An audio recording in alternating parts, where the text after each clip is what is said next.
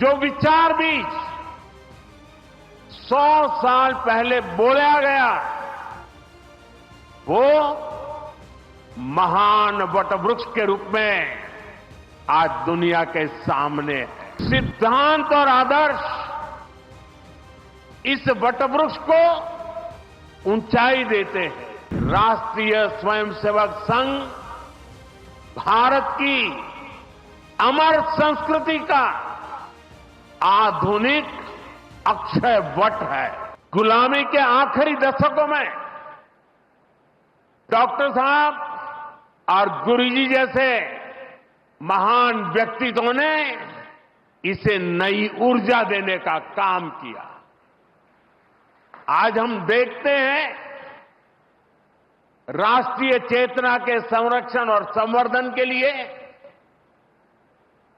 जो विचार भी 100 साल पहले बोला गया वो महान वटवृक्ष के रूप में आज दुनिया के सामने है। सिद्धांत और आदर्श इस वटवृक्ष को ऊंचाई देते हैं।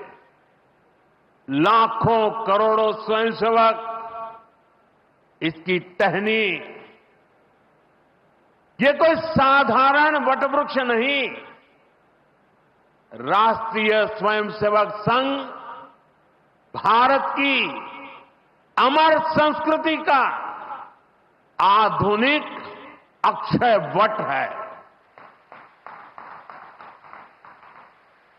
ये अक्षय वट आज भारतीय संस्कृति को,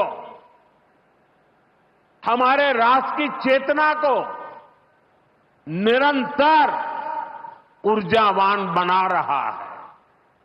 साथियों, आज जब हम माधव नेत्रालय के नए परिसर का काम शुरू कर रहे हैं तो दृष्टि की बात स्वाभाविक है। हमारे जीवन में दृष्टि ही हमें दिशा देती है। इसलिए वेदों में भी कामना की गई है, पश्चिम शरदः शतम, अर्थात हम 100 वर्ष तक देखें। ये दृष्टि आंखों की यानी बाह्य दृष्टि भी होनी चाहिए और अंतः दृष्टि भी होनी चाहिए। जब अंतः दृष्टि की बात करते हैं तो विदर्भ के महान संत श्री गुलाबराव महाराज जी का स्मरण भी होना स्वाभाविक है।